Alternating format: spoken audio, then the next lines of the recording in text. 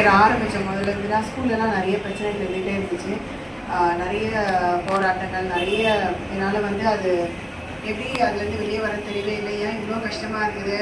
முதல்லலாம் கூட என் தம்பி வேலைக்கு போனேன்னா வேலையை விட்டுருணும் அப்படி தான் நினச்சேன். அவன்கிட்டே சொல்லிட்டு இருந்தேன், நீ வேலைக்கு போனீங்கன்னா நான் வேலையை விட்டுறேன். அந்த அளவுக்கு போராட்டமாக இருந்துச்சு. ஆனால் அதுக்கப்புறம் வந்து ஆண்டவர் ஒவ்வொரு வந்து ஆலோசனை சொல்லிகிட்டே இருப்பார். எனக்கு வந்து நீ ஸ்கூட்டில் போக முன்னாடி அந்த படிக்கட்டில் ஏற முன்னாடி ஜெபம் பண்ணிட்டு போ அப்படின்னு சொல்லுவார். அந்த மாதிரி நான் ஜெபம் பண்ணிட்டு போவேன்.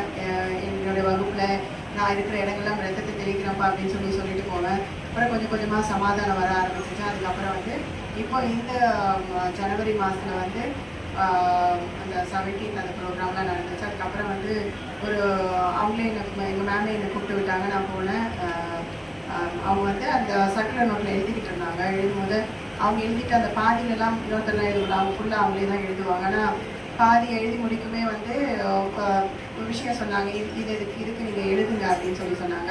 நான் அப்படி இந்த பார்த்து அவங்கள எழுதுங்க அப்படின்னாங்க. சரி நம்ம எழுதிட்டு வாசித்து காட்டும் போது இந்த இது வரல, இந்த ரெண்டுமே வந்து ஒரே மீனிங் தான் வரும், இது கரெக்டு தான் அப்படின்னு சொன்னாங்க. சரி நான் சைன் பண்ணுறேன் அப்படின்னு சொல்லிட்டு அவங்க கீழே சைன் பண்ணி இந்த சர்க்குலர் எல்லாருக்கும் அனுப்பி விட்டுருக்கேன் அப்படின்னு சொன்னாங்க. ஏன்னா இந்த மாதிரி கூப்பிட்டு அவங்க வந்து எதுவும் சொன்னதில்லை. முன்னாடிலாம் வந்து எல்லாரும் சொல்கிறத கேட்டு என் மேலே ரொம்ப கோவப்படுவாங்க, திட்டத்துக்கு மட்டுமே என்னை கூப்பிட்டு விடுவாங்க. அதனால கூப்பிட்ட உடனே ஒரே பயமாக இருக்கும், ஐயோ எதுக்கு கூப்பிட்றாங்களே தெரியல. ஆனால் இப்போ அப்படி கிடையாது. நான் ஜெபம் பண்ணிட்டு உடனே ஜெபம் பண்ணிடுவேன் கூப்பிட்றாங்கன்னு. ஆனால் அவங்க வந்து எல்லாரும் என்ன சொன்னாங்கன்னு தெரியாது. ஆனால் ஒவ்வொரு முறையும் இந்த வாட்டிலாம் வந்து நான் வேலை செய்கிறது அவங்க பார்க்குற மாதிரியே ஆண்டவர் செஞ்சார் ஒவ்வொரு இடத்துலையுமே. அதுக்கப்புறம் கூட அவங்க கேட்டாங்க, இந்த சாப்பாடுலாம் வேஸ்ட் பண்ணுறாங்க. இல்லை மத்தியான சாப்பாடு வேஸ்ட் பண்ணல, நாங்கள் பார்த்து தான் அனுப்புகிறோம்னு. ஏன்னா அவங்க நான் சாப்பாடு போட்டுட்டு இருக்கிறத பார்த்தாங்க. அவங்க டீச்சர்ஸ் தான் போடுவாங்க. ஒரு 3 குரூப் பிரித்து போடுவாங்க.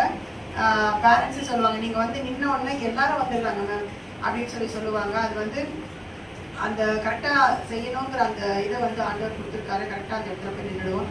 அதை பார்த்தாங்க. அதே மாதிரி பசங்க பாத்ரூம் போகும்போது அந்த இடத்துல இருந்து கிளம்பி வரதை பார்த்தாங்க. அதுக்கப்புறம் கூட ஒருத்தர்கிட்ட கேட்டிருக்காங்க, ஒருத்தர் இருக்காரு, அவர்கிட்ட வந்து என் பாத்ரூம் போகும்போது யார் அங்கே நிற்கிறாங்கன்னு.